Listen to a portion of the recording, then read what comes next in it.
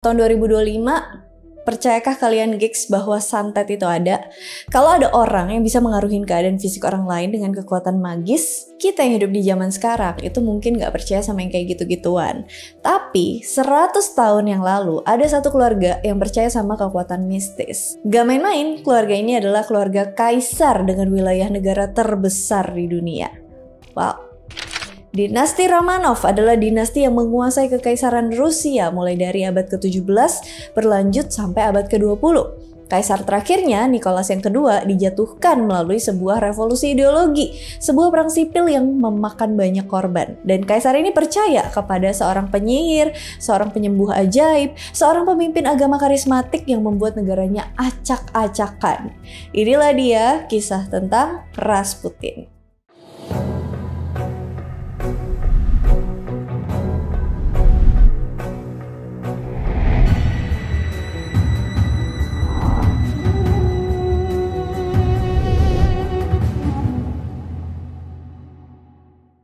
Latar belakang. Sebelum kita masuk ke kisah Rasputin, kita tuh perlu tahu dulu keadaan Rusia di awal abad ke-20. Seperti yang kita tahu, pada tahun 1769, James Watt nemuin mesin uap. Dan dari sini dimulailah yang namanya proses revolusi industri. Pabrik-pabrik industri itu mulai berdiri, rel kereta mulai dibangun, ekonomi mulai membaik. Perlahan-lahan kehidupan rakyat pun terkena dampak baik ini. Misalnya gaji yang meningkat, jadi kebutuhan hidup lebih mudah diraih. Terus contoh lain, angka harapan hidup rakyat mulai membaik akibat ilmu kesehatan yang berkembang. Problemnya, rakyat mana yang dimaksud? Revolusi industri ini terjadi di Eropa Barat, maka negara-negara kayak Inggris, Prancis, Jerman lah yang ketiban manfaatnya. Terus negara-negara luar kayak Amerika dan Jepang kemudian juga nyusul ngadopsi revolusi ini. Nah, ada satu wilayah di mana mereka tuh telat ngadopsi revolusi industri ini, yaitu Eropa Timur. Negara-negara Balkan dan utamanya Rusia itu masih ngandelin kemampuan rakyatnya, terutama dari pertanian.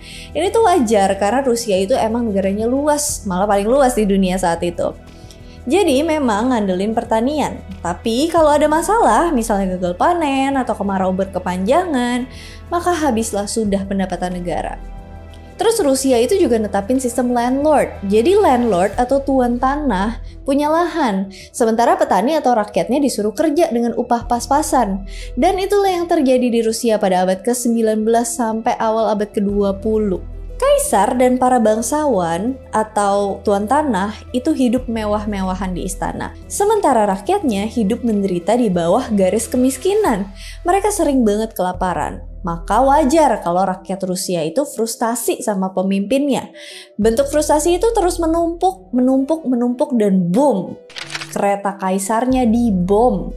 Tsar Alexander yang kedua, yang saat itu berstatus sebagai pemimpin Rusia, dibom di kereta kudanya tahun 1881 ketika lagi meriksa tentara militer. Maka dia digantiin sama anaknya, yaitu Alexander yang ketiga. Kaisar yang ini juga gak peka sama kebutuhan rakyat dan sering menekan orang-orang yang berseberangan ideologinya sama dia. Jadi keadaan Rusia sama aja. Kemudian dia juga cepat meninggal karena stroke di tahun 1894. Alexander yang ketiga kemudian digantiin sama anaknya, yaitu Tsar Nicholas yang kedua, yang jadi tokoh kunci dalam kisah kita kali ini. Dia masih muda ketika naik tahta, masih umurnya 28 tahun. Perlu diketahui, sifat bermewah-mewah itu masih ada dalam diri Nicholas. Ini kelihatan pas seremoni pentahbisannya dia. Dia pesta sama utusan-utusan negara Perancis. Nicholas ini punya istri, namanya Alexandra Feodorovna, atau biar gampangnya kita sebut Alexandra aja ya. Nah, Alexandra ini adalah cucu dari Queen Victoria of England dan juga punya keturunan Jerman dari bapaknya. Keturunan darah Jerman ini bikin Alexandra itu nggak nyaman di lingkungan istana. Dia sering menjauh ketika ada pertemuan-pertemuan atau pesta-pesta bangsawan. Pertama, karena hubungan Jerman dan Rusia emang kurang baik. Kedua, karena sifatnya yang introvert juga sih, dia sering nggak ada di pertemuan-pertemuan ini. Ini nih bikin gosip miring tentang dirinya. Popularitasnya juga nggak bagus. Nicholas dan Alexandra punya 4 anak wanita. Olga, Tatiana, Maria, Anastasia, yang bikin semua kalangan istana tuh was-was. Karena ya tentu aja yang bakal jadi kaisar selanjutnya harus dari keturunan laki-laki. Ini pada perempuan semua. Untungnya tahun 1904 lahirlah seorang bayi laki-laki yang bernama Alexei Nikolaevich yang bakalan jadi next Tsar. Tapi sayangnya Alexei mengidap penyakit hemofilia yang merupakan bawaan dari Queen Victoria. Apa itu hemofilia? Jadi hemofilia ini penyakit di mana darah itu susah membeku. Jadi dikit aja kepentok di lutut bakalan langsung demam dan gak bisa jalan berhari-hari. Karena darahnya ngalir terus. Tergantung sih seberapa parah kepentoknya. Ini bikin ibunya, Alexandra, itu jadi ultra protektif sama Alexei dan juga gampang panik kalau Alexei sakit. Tapi untungnya Alexei ternyata berhasil survive. Berhasil selamat di usia balitanya dan dia pun tumbuh jadi seorang anak lelaki yang sehat. Sejauh ini masih selamat, sejauh ini ya. Kenapa sifat-sifat Alexandra, Nicholas, dan anak-anaknya perlu banget kita bahas? Karena itu ngaruh banget ke jalan cerita yang bakalan kita mulai. Wait, udah sejauh ini belum masuk ke tokoh utama. Yes, kita sama sekali belum masuk ke cerita utama karena udah lumayan panjang.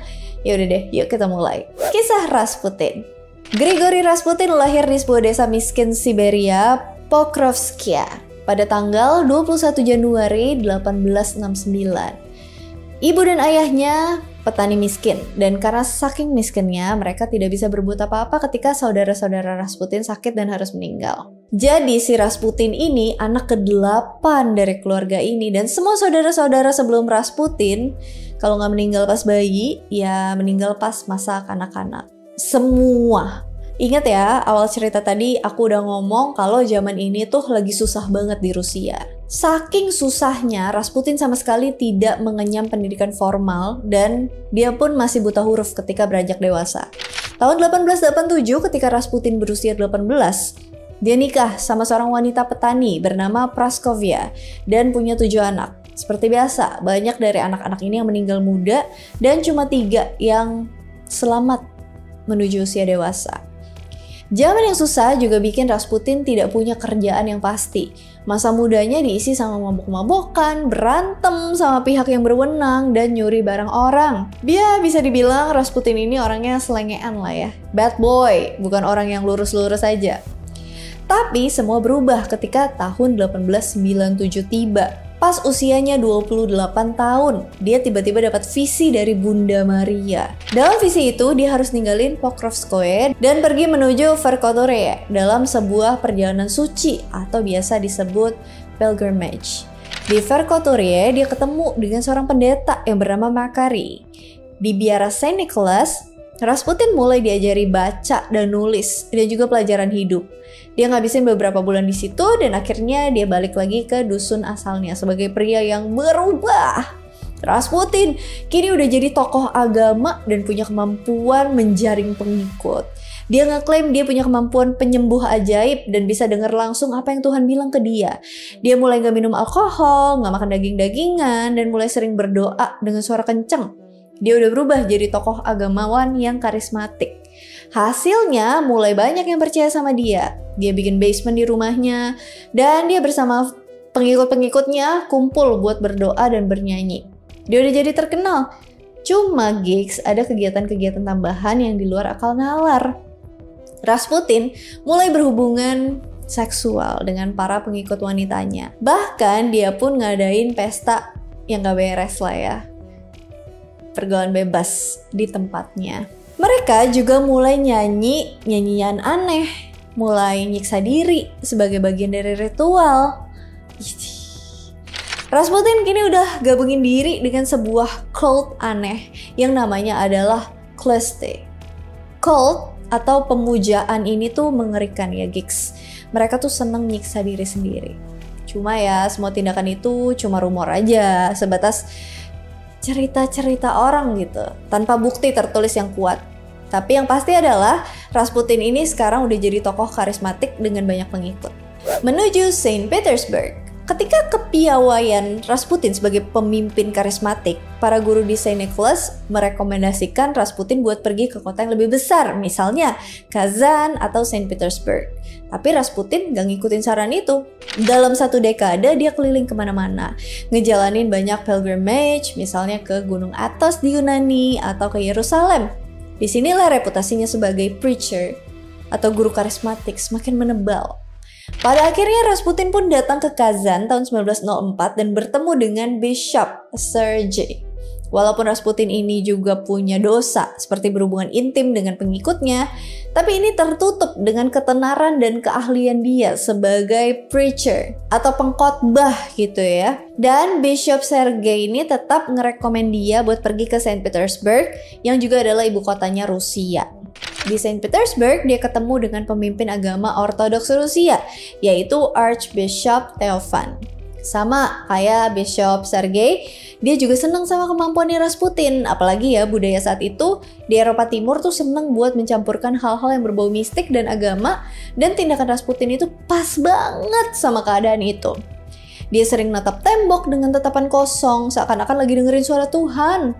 Kemudian bergumam dengan bahasa yang nggak dimengerti orang-orang. Ini tuh keren bagi para agamawan dan para pengikutnya. Maka makin terkenal lah dia. Sisi untungnya lagi, Theophan ini orang dalamnya istana. Maka Rasputin pun dikenalin sama bangsawan-bangsawan. Salah satunya adalah Putri Milika dan Anastasia dari Montenegro. Mereka dikenal dengan julukan The Cross Sister karena kesukaannya dengan hal-hal yang berbau mistis dan magis. Maka masuknya Rasputin ke circle mereka, ya tentu aja bikin mereka seneng. Dan apa sih yang dilakuin putri-putri ini kalau udah nemuin orang yang karismatik dan mengklaim dirinya sebagai orang yang bisa nyembuhin segala macam penyakit? Ya dikenalin lah ke pemimpin tertinggi negara, yaitu Kaisar. Maka Rasputin untuk pertama kalinya ketemu dengan Tsar Nicholas yang kedua tanggal 1 November 1905 di Peterhof Palace. Nicholas dan Alexandra suka sama Rasputin. Bahkan nyebut dia dengan sebutan laki-laki yang berasal dari Tuhan.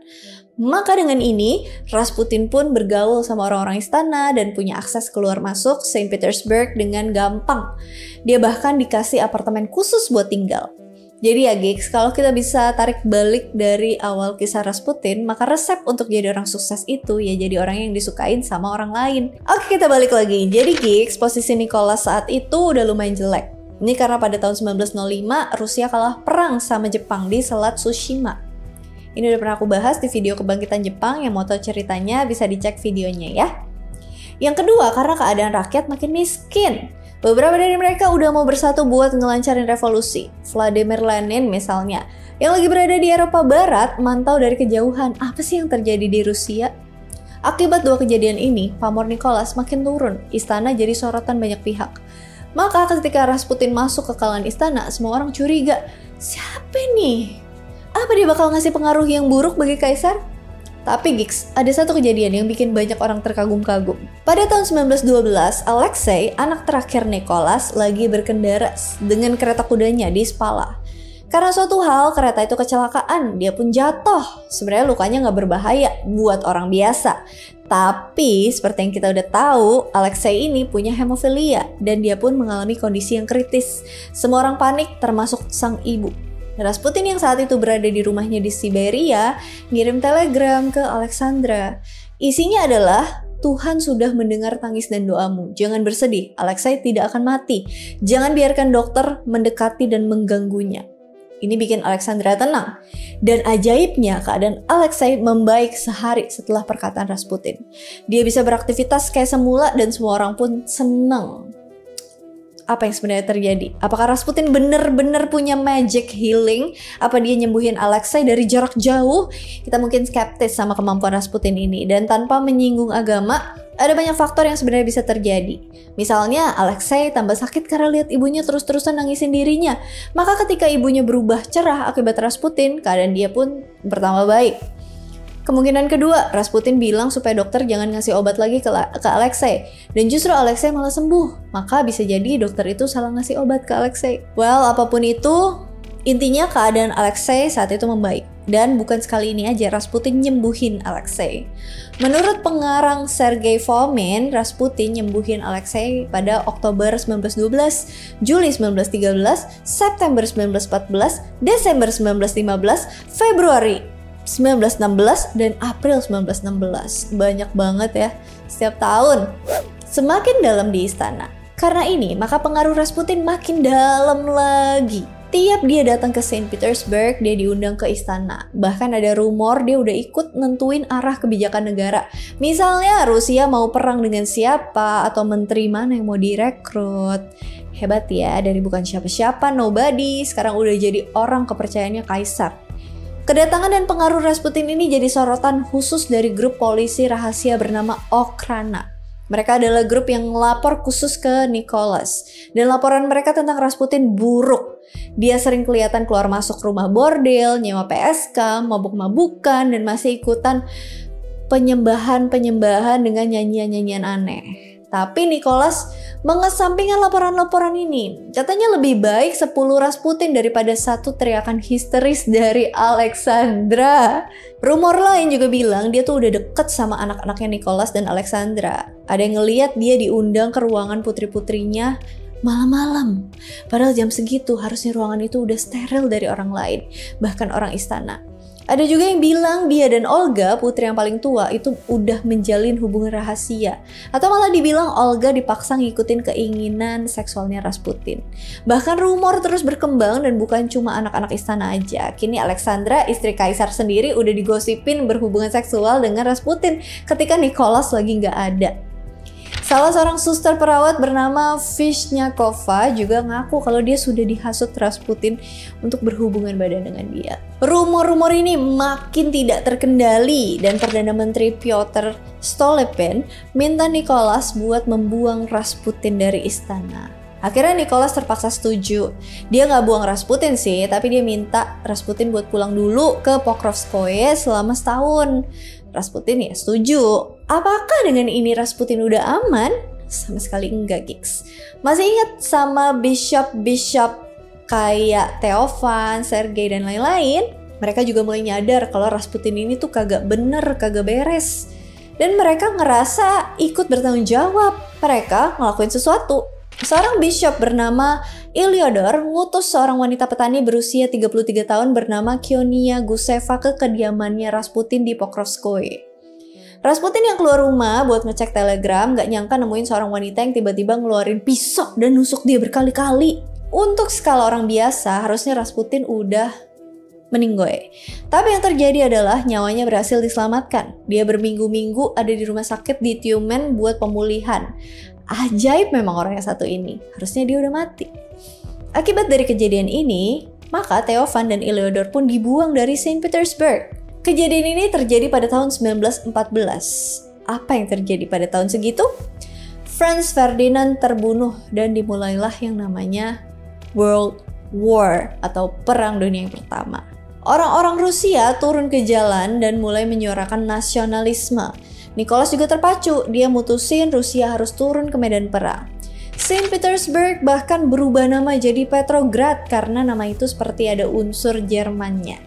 Rasputin yang baca berita itu di rumah sakit tahu kalau itu adalah berita buruk. Dia kirim telegram ke Nicholas supaya Rusia tidak ikut-ikutan perang. Karena itu cuman bikin ekonomi terluka dan rakyat bakalan banyak yang meninggal. Tapi kali ini Nicholas gak gubris pesan Rasputin. Dia bahkan turun sendiri ke lapangan jadi panglima perang Rusia. Saat itu karismatik palsu aja tahu kalau perang itu gak ada bagus-bagusnya buat rakyat.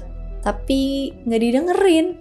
Nicholas. Maka Rusia pun meluncur ke medan perang. Seusai perkiraan Rasputin, Rusia struggling, berjuang di garis depan ngelawan Jerman. Rakyat banyak yang tewas dan menderita. Timbullah revolusi di dalam negeri. Rakyat sudah muak dengan kehidupan para aristokrat, sementara mereka sendiri susah makan. Kaisar pun dipanggil pulang. Di hadapan para jenderalnya tanggal 2 Maret 1917, dia dipaksa mengundurkan diri. Tadinya dia merekomendasikan Alexei buat gantiin dia, tapi tidak jadi dengan alasan kesehatan.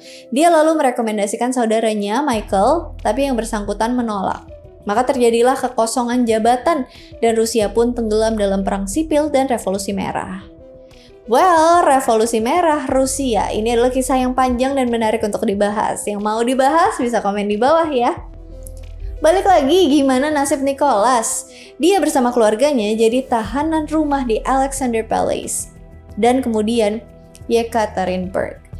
Pada suatu hari jam 2 subuh mereka dibangunin dan diminta turun ke basement. Di sana udah ada pasukan penembak. Maka tanggal 17 Juli 1918, Nicholas, Alexandra, dan kelima anaknya termasuk Alexei dieksekusi di ruangan basement di sebuah rumah di Yekaterinburg. Bersama dengan ini, selesailah sudah kekuasaan dinasti Romanov selama 3 abad. Sedih ya. Kematian Rasputin. Oke, kita lupa nih sama tokoh utama kita si Rasputin.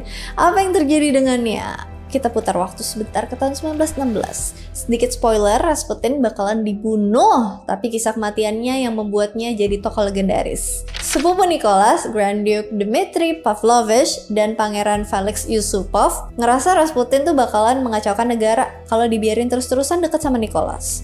Maka mereka merancang sebuah pesta pembunuhan tanggal 30 Desember 1916 di basement Istana Yusupov. Rasputin yang seneng pesta tentu aja nerima ajakan itu dan makan-makan semua hidangan di pesta tanpa diketahui makanan itu udah dibubuhi sianida. Tapi anehnya tidak ada efek yang terjadi, malah dia minta wine buat minum. Kok bisa ya? Maka Yusupov jam 2 pagi naik ke atas dan ngambil revolver dari Pavlovich, balik lagi dan menembak Rasputin. Ngerasa dia udah meninggal, Yusupov pun keluar. Dia barengan sama teman-temannya yang lain pergi naik mobil ke apartemennya Rasputin, pakai pakaiannya Rasputin, bikin alibi supaya kelihatannya Rasputin baru aja balik dari pesta. Tapi betapa kagetnya Yusupov ketika dia balik ke basement, ada yang tiba-tiba nerjang dirinya. Rasputin belum mati. Yusupov kaget, dia pun lari ke halaman dikejar sama Rasputin. Buset, ini orang bener-bener die hard, nyawanya banyak banget. Di sini teman yang lain, Purishkevich, nembak Rasputin berkali-kali sampai akhirnya dia roboh. Para konspirator terus bawa tubuh Rasputin menuju jembatan dan dibuang menuju sungai Little Nevka yang setengah membeku. Polisi kemudian ngambil jasad Rasputin pagi harinya. Betapa terkejutnya mereka ketika melihat bahwa jasad Rasputin ditemukan dalam keadaan mata melotot dan tangannya masih terlihat mencakar-cakar kayak dia pengen keluar dari es. Serem dan kasihan sih. Oke. Apakah Rasputin ini benar-benar sakti sehingga dia susah banget meninggal?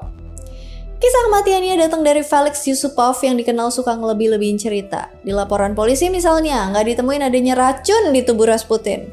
Di paru-parunya juga nggak ditemuin air, jadi seharusnya dia udah mati sebelum dilempar ke dalam sungai. Yang polisi temukan adalah 3 tembakan ke kepala dengan 1 di tubuhnya. Itulah yang mengakhiri nyawanya. Apapun itu, Rasputin sudah tewas. Dia dikubur 2 Januari di sebuah gereja kecil di Tsarskoye Selo. Tapi kemudian Perdana Menteri Rusia yang baru, Alexander Kerensky, minta makam Rasputin buat dibakar supaya pengikutnya yang dulu tidak datang ke sana. Maka dengan ini selesailah sudah kisah Rasputin. Dari yang tadinya bukan siapa-siapa, sampai akhirnya bisa mempengaruhi kaisar dan menentukan nasib Rusia. Tapi sayang, saat dia menyatakan kebenaran, malah nggak didengerin sama kaisar. Oleh karena itu, kita nggak boleh berhenti menyuarakan kebenaran dimanapun dan kapanpun ya. Buat yang buruk-buruknya, jangan ditiru. Oke deh, sampai sini dulu ya kisah tentang Rasputin. Sampai jumpa di kisah lainnya. Seperti biasa, kalau misalnya ada yang mau ditambahin, ada yang mau di-request, ada yang mau dikoreksi, ada yang mau didiskusikan, komen aja di kolom komentar. And as always, thank you so much for watching. I hope you geeks like it and I'll see you again on my next video. Bye! Pokrovskoye. Susah banget. Dalam visi itu, dia harus ninggalin Pokrovskoye dan pergi menuju Verkhoturye. Dan pergi menuju Verkhoturye. Apakah dengan ini Rasputin udah aman? Sama sekali enggak. Salah. Sepupu Nicholas, Grand Duke Dmitry Pavlovich. Sepupu Nicholas, Grand Duke Dmitry Pavlovich. Sepupu Nicholas, Grand Duke